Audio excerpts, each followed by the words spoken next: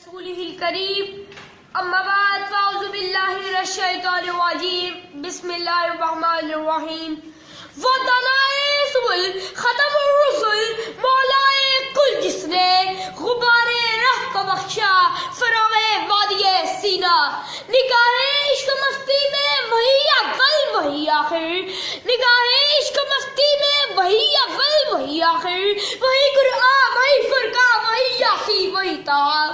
जनाब सद यकीन मानिए जब मुझे ये मौजू मिला तो दिल हिला, दिमाग सोचों का मरकज बना और जिस्म का रुआ रुआ ताज़ा लहू की तरह थम गया कि मुझे आज सीरतुन नबी पर कुछ कहना है।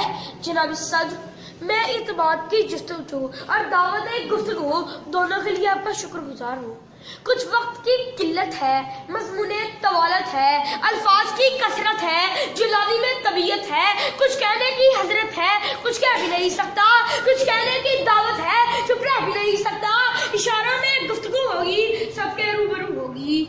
जनाब सद हज़रत मोहम्मद सल्लल्लाहु अलैहि वसल्लम एक ऐसी हस्ती है जिनके एहसानात को गिनने लगूं तो शुमार ही ना कर पाऊं, शर्क से गैब तक परवाज़ करने लगूं तो कायनात का कोई हिस्सा ऐसा नजर ना आएगा जिसमें उस मसले इंसानियत की रोशनी ना चमक रही होगी।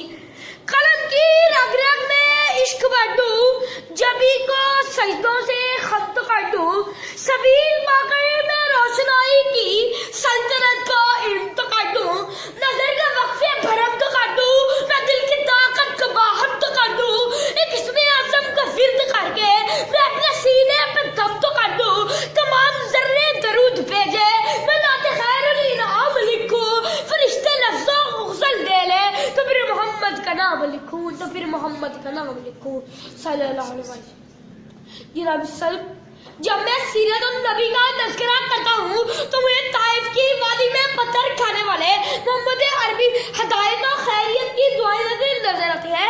जब मैं सीरत नबी की बात करता हूँ तो मुझे शेख अबू तालिब में मैसूर आमना के लाल भूख और प्यास का बर्दाश्त करते नजर आते हैं। जब मैं सीरत नबी की कुतियां सुलझाने लगता हूँ तो मुझे सफा की चोटी पर खड़े दुर्रे यतीम कुलू ला इलाहा इल्लल्लाह की सलाह करते नजर आती है। जब मैं सीरत नबी के मौजू पर बोलने लगता हूँ तो मैं मक्का में आम माफी का ऐलान करने वाले रहमतुल्लिल आलमीन नजर आते हैं। जब मैं सीरत नबी के मौजू पर कुछ यकीन करता हूँ तो मुझे हिंदा को माफ करने वाले खैरुल बश्र नजर आते हैं। किसने कतरों को मिलाया और दरिया कर दिया, किसने जर्रों को उठाया और सहरा कर दिया, किसकी हिकमत ने यतीमों को किया जुर्रे यकीन और गुलामों को ज़माने भर का मौला कर दिया।